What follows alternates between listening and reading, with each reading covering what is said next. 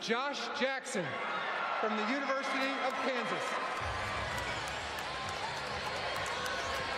Josh Jackson, a high-energy player, finished his one season with the Jayhawks, 13 double-doubles. That's most in a single season in Kansas' storied history. Was the Big 12 Freshman of the Year. First team all-conference, but as Jay has mentioned, the one thing about Josh Jackson is how well will he score? How will the shooting come along? He's a terrific athlete, motivated competitor all the time, plays hard all the time. Oh, he's a stud. He's a freak athlete that happens to be very skilled. I think he's the best wing defender in this draft. He can guard 1 through 4. He's a very good wing passer, good vision. He can drive it left. He can drive it right. Excellent in transition. You can throw lobs to him.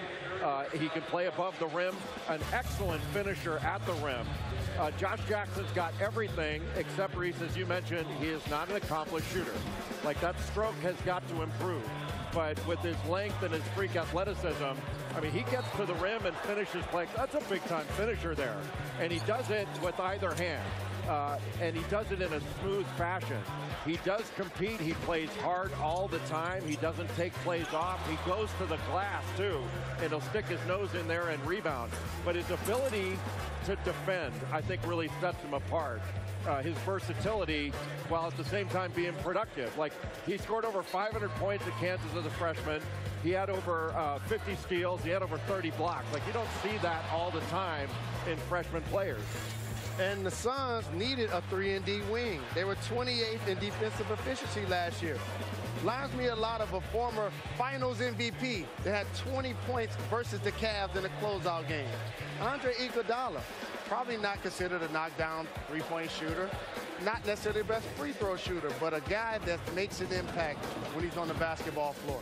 As Fran Fraschilla says, he plays with a chip on both shoulders.